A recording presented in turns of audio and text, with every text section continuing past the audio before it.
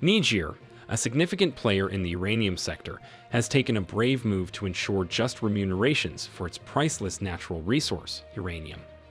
The cost of uranium in Niger has soared from about 80 cents per kilogram to 200 euros per kilogram. This represents a substantial change of roughly 24,900%. This increase demonstrates the resolve of African countries to end past inequalities and calls for fair compensation for their crucial contributions to the world economy. The global uranium market, Niger's economy, and international relations may all be impacted by this rise in uranium prices. We'll address these in a moment. Uranium is the most popular nuclear energy fuel. Uranium is used in nuclear weapons, naval propulsion, and cancer treatment, and the seventh largest producer of uranium in the world is Niger. After President Mohamed Bazoum was ousted during the military coup in Niger, uranium prices increased somewhat.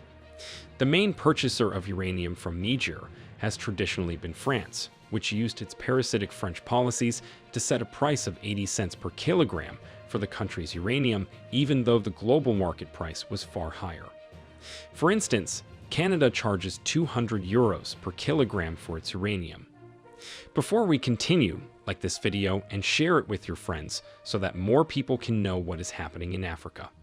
Also, subscribe to the new tourist channel to stay up to date on recent happenings on the continent. Niger is raising its uranium prices to capitalize on rising demand and maintain fair market pricing. The former price of 80 cents per kilogram did not adequately account for the resource's full value because it was substantially lower than the global market price. Here's an idea of how little money Niger has received throughout the years for its valuable uranium.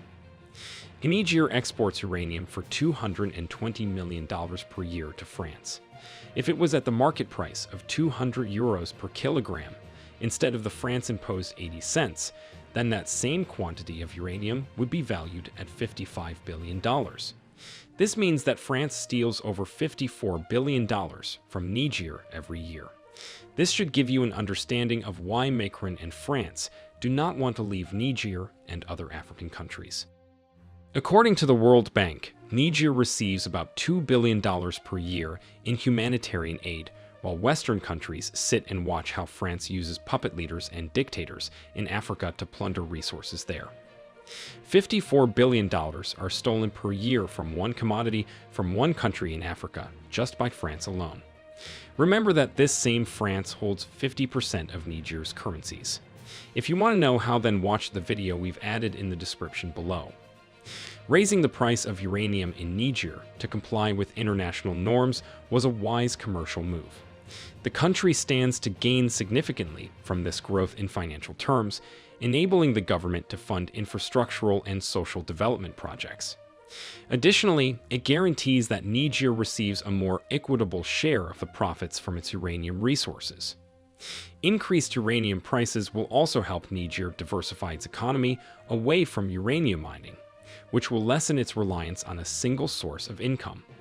This action supports the goal of long-term economic stability because it strengthens Niger's resilience to market fluctuations and broader economic changes by reducing the risks associated with relying too much on a particular resource. Niger's decision to align its uranium prices with global rates has international implications as well. It could have a ripple effect on the global uranium market, influencing pricing strategies and negotiations in other uranium-rich countries. Also, it will affect the ties between France and Niger. France, a significant consumer of uranium from Niger, may be concerned about the price increase, as France depends on Niger for 20% of its uranium needs. It does present opportunities for more equitable cooperation and has the capacity to have a favorable effect on the world uranium market. This daring step not only improves the economic prospects for Niger, but it also establishes a strong example for other resource-rich African nations to pursue more economic autonomy and long-term stability through fair resource pricing and varied economic strategy. Africa does not need humanitarian aid. Africa needs its sovereignty, dignity, and to be protected from Western corporations looting. What do you think of the new Niger government's decision to increase the price of uranium from 24,900%? Let us know what you think in the comments section below. Also, subscribe to the New Tourist channel for more interesting videos like this one. Our next video will show you how France keeps 14 African countries poor with their colonial tax rule. Make sure you watch it too.